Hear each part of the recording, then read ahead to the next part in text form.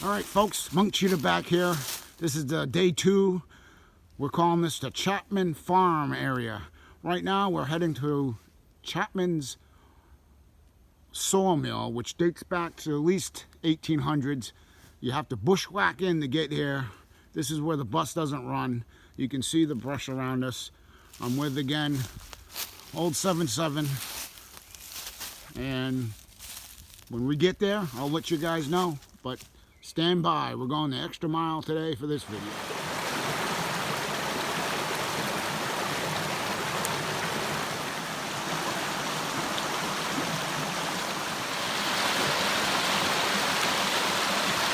All right, Monk Cheetah back here with old 77.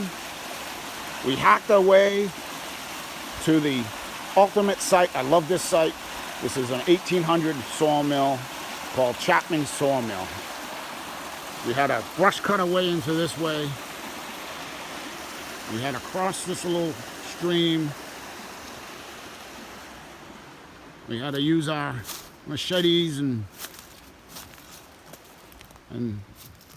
old 77 will put everything in perspective. All right, well, this is another part of the Chapman estate, a very wealthy family in this area. They were an extended family. They had miles of land, dozens of in-laws, and this area here, after coming from the graveyard and the home site yesterday, we whacked through to here, maybe another half a mile in, and we come to a sawmill. They were so wealthy, they had their own sawmill for their own family use as they extended their family and built new homes. This blade here, you can see how big this is. It would go on a wheel. The water down there would turn the wheel. And the wheel turns the saw. The saw cuts the lumber. And this piece here is probably the biggest iron spike we've found yet. Yeah, if you want to carry that one out. Yeah, that must have secured one of the mill sites here. I mean, look at the size of that thing. But this family is really something. They must have populated this whole region, from what we understand, and they had multiple farms, a lot of work going on here. Their own family estates, cemetery. They were their own little self-contained. And when time did they get in here? When did they first establish themselves? Yeah, I think we're talking about 1740, and then going on into the 1800s. Maybe even before that, but I think 1740 is pretty well documented. And right behind old 77 is the ruins itself. We haven't even started swinging the detector yet, but behind this tree is the ruins. We're gonna start digging, and hopefully we can find some good stuff. Like I said, this is a nice site just to walk out to, so if we get something good, you guys will be the first one to know. This is the type of spot that Monk Cheetah is all about. Getting out here, there's no roads out here. This is just amazing. Look at this remains of this structure. What do you think, 77? Well, we have a beautiful mantle here and hearth. Nicely built stone for building a fire. It would have made a good blacksmith area. Part of it's collapsed in on itself now, and I think it extended much higher up, like a flue. And it would make good time for heating. If you're working out here. Yeah, you heat up like the hammers, and you can bend iron with it. Like that big spike we found. I mean, they could melt down iron and make their own, iron tools. Yeah, I mean, just look at it, folks. This is that sort of thing. This thing is. Look at it. It's big. The stream is right over here. We haven't even started using the detector yet. It awes me every time I come here to see this site. Yeah, it's a beautiful area. Yeah, it's all woods. Yeah. Hopefully I can't see too many people coming here and metal detecting, so maybe we'll get lucky and find something good. Well, if not, it's a hell of a trip. Yeah, it's a heck of an area to hang out. Found a good find. It came out of the dirt. Again, there's a lot of iron and nail signals, but it looks round. I'm pretty sure it's a button, but it's pretty cool. You got your glasses on, old 77. Yeah, I can give it a shot too. Yep. I can't. There you go. See if there's anything. Look, it has the shank on it and everything. Look at that, folks. Came right off the old coat or pants, one or the other. I can't see it with no glasses. Any fancy on it or anything? Can you see? Well, yeah, but I think we need a magnifying glass to really see what it is, but there is some kind of etching on here.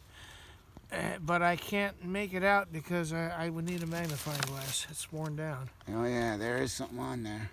But whatever it is, it's still in immaculate condition. Yep, that's cool. A button. The first found, I found a nail. Yeah. I was digging over here first. I got a nail, and I got a pretty good signal over here. This rang up 60, 68.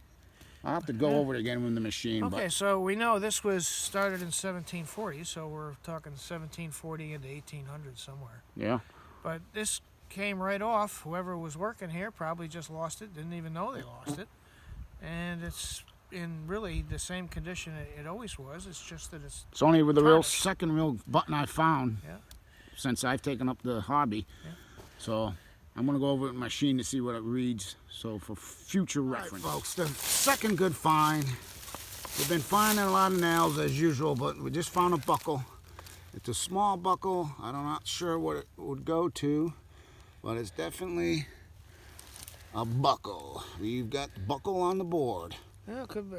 I mean, Belt, I don't know, it's pretty thin for a belt, maybe pretty small. it's a thin buckle.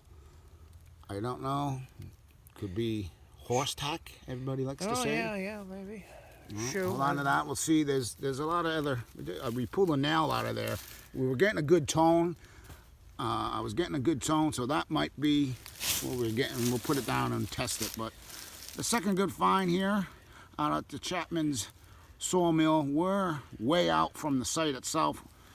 We're out in the woods area trying to hit the surrounding areas. We like to do that. We seem to do pretty good outside the bucket, to say.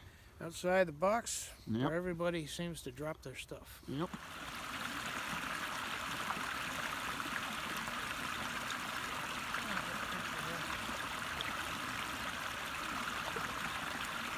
Folks, Monk Cheetah back here with old 77, and we're going to do our wrap-up of our 1800 Sawmill site of a Chapman Farm part series here, I guess you can call it. But what do we got here, old 77? Well, it was a long trip out here where the buses don't run, but we found some things that I think made it worth it. Colonial era door latch here. You know, here's your post assembly where the door hangs. Here's where it attaches to the door. I've seen these in colonial houses in Massachusetts. Beautiful when they're cleaned up. And in this site here, in this mill, we know there was a lot of tools and a lot of machinery, and this is part of that machinery. We saw the sawmill earlier, and the sawmill blade and the spike. And we have our usual pork chops for the oxen, where they would come in and Yeah, haul that's things another name around. for oxen shoes. We call them Oxen shoes. pork chops. Yep. They did a lot of work here. We have some nice examples of the colonial nails, handmade, square-sided. You know, we find a lot of those. They're common. But some things that aren't so common. A nice piece of animal tack here, probably for the oxen, which seem to be present in the area. And a very nice button. This button is hard to discern right now. We have to look closely at it with a magnifying glass. But it's in fine condition. Yeah, it has No a shank damage. on it too, right? Yeah, no damage.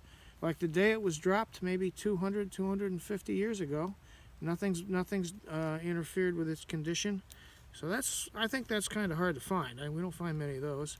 And a buckle, again, you know, same period buckle. They were out here, they were working hard, making products in their mill, and wood, lumber, I guess, was most of what they did.